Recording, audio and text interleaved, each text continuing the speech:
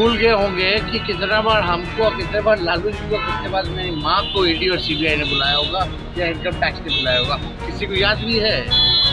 अब बीजेपी की ABCDEF A to Z जो भी टीमें हैं या जो बीजेपी के IT सेल हैं, अब केवल उनका काम बिहार में ही।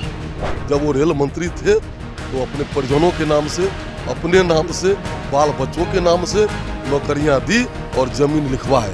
नमस्कार, मेरा नाम आलोक है। आप लाइव स्ट्रीम देख रहे हैं। आरजेडी सुप्रीमो लालू प्रसाद को ईडी ऑफिस बुलाया गया। देखिए, प्रवर्तन निदेशालय इन्फोर्समेंट डायरेक्टरेट की ओर से उन्हें बुलाया गया है। पूछताछ होगी। कल ही राबड़ी देवी और तेज प्रताप यादव से घंटों तक पूछताछ हुई है लैंड फॉर जॉब मामले में। और वहीं दूसरी ओर हम बात करें तेजस्वी यादव की। तेजस्वी यादव भी हमलावर हुए हैं। तेजस्वी यादव ने कहा है कि लालू प्रसाद को तंग तो किया जाएगा। इस साल बिहार में चुनाव है, इस साल बिहार में विधानसभा का चुनाव है। पहले भी तेजस्वी यादव कह चुके हैं कि ईडी हमारे घर में ही आके दफ्तर खोले। देखिए, तेजस्वी यादव हमलावर हुए हैं। वहीं सामने से हरिभूषण ठाकुर बचौल, जो कि बीजेपी के विधायक हैं, उन्होंने कहा है कि पिछड़ों के दलितों की बात करते हैं लालू प्रसाद। उन्होंने ज़मीन क्यों लिखवाई नौकरी देने के बदले में? 2004 से लेकर 2009 के बीच में जब लालू प्रसाद रेल मंत्री थे, इस दौरान उन पर यह आरोप लगा कि उन्होंने अवैध तरीके से ज़मीन ली है नौकरी देने के वजह में। अब इस मामले में ईडी उनसे पूछताछ कर रही है। लालू प्रसाद ईडी दफ्तर पहुंच चुके हैं। साथ में मीसा भारती हैं, जो कि सांसद हैं, उनकी बिटियां हैं। लालू प्रसाद पहुंच चुके हैं ईडी ऑफिस। कल ही राबड़ी देवी और तेज प्रताप यादव से पूछताछ हुई थी। अब लालू प्रसाद से पूछताछ होगी आज घंटों तक। तो ऐसे में तेजस्वी यादव क्या कर रहे हैं, वहीं हरिभूषण ठाकुर बचौल ने क्या जवाब दिया, दोनों को हम सुनवाते हैं। लगातार तो ईडी आप लोगों के परिवार से तंग कर रही है। ईडी जो है पूछताछ के लिए बुलाई है। साल है, 1 करोड़ का पैकेज के लिए बुला रही है। देखिए, जब दिल्ली का चुनाव खत्म हुआ उसके बाद भी आप सब लोगों ने ये सवाल पूछा। हमने क्या बोला? अब बीजेपी की ABCDEF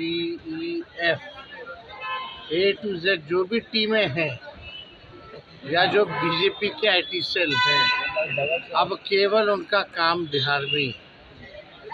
हम लोगों को कोई फर्क पड़ने वाला थोड़ी है। कोई आए जाए, ठीक है। एक कानूनी एक व्यवस्था है, उस कानूनी व्यवस्था का हम सब लोग पालन करने वाले लोग हैं। बुलाता है, हम लोग जाते हैं, लेकिन होना कुछ थोड़ी है। आप तो स्वाभाविक है ना। अगर हम राजनीति में नहीं होते तो मेरे पे एक केस होता है, कोई मुकदमा नहीं होता।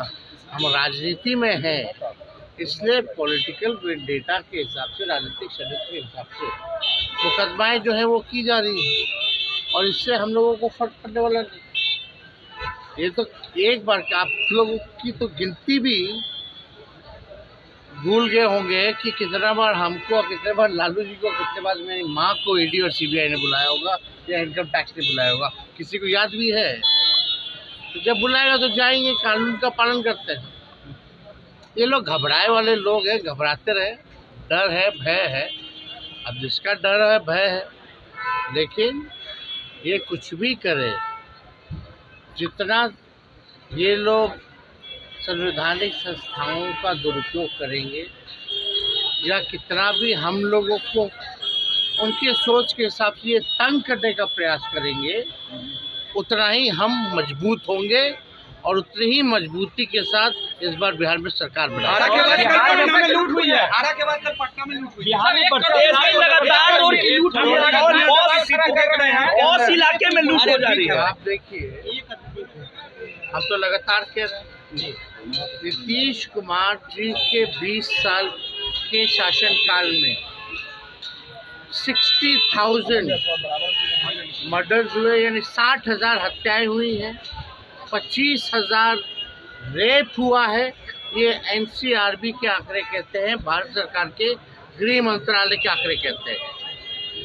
बिहार में पूरी तरीके से अपराधी जो है मस्त घूम रहे हैं, बेलगाम घूम रहे हैं। बिहार में गुंडे लोग जो हैं, अपराधी लोग जो हैं, वो लोग चेत अवस्था में हैं और मुख्यमंत्री अचेत अवस्था में। हमारे साथ बीजेपी के विधायक हरिभूषण ठाकुर बचौल हैं। लालू प्रसाद को आज ईडी ने बुलाया है, समन जारी हुआ था। कल राबड़ी देवी से पूछताछ हुई। देखिए, लालू जी कानूनी रूप से फंसे हुए हैं।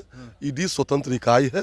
जब वो रेल मंत्री थे तो अपने परिजनों के नाम से, अपने नाम से, बाल बच्चों के नाम से नौकरियां दी और जमीन लिखवाए।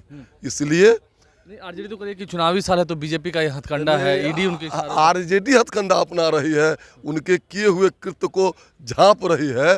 जब लालू जी पहली बार जेल गए थे, देश में देवगौड़ा जी और इंद्र कुमार गुजराल जी की सरकार थी। लालू जी को जब सजाफता हुए तो मनमोहन सिंह जी की सरकार थी।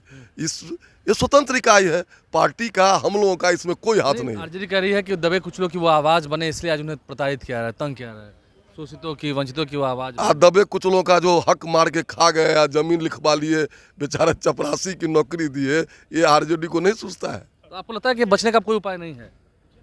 अबे तो कानून जाने, लेकिन भारत के कानून की हाथ इतनी लंबी है कि जो भी गलत करेगा उसके गिरेबान तक पहुंच जाएगा, चाहे जो हो। जो। तो दोनों नेताओं के बयान को हमने आपको सुनवाया है। आरजेडी और बीजेपी आमने सामने हैं। तेजस्वी यादव की तरफ जहां कह रहे हैं कि इस साल बिहार में चुनाव होना है, तो ये तो होगा ही, आगे भी जारी रहेगा। देखना होगा इस साल चुनाव से पहले और कितना हंगामा होता है। हंगामा तो अभी जारी है। हमारे चैनल को सब्सक्राइब कर लें, साथ साथ फेसबुक पेज भी लाइक करें। धन्यवाद।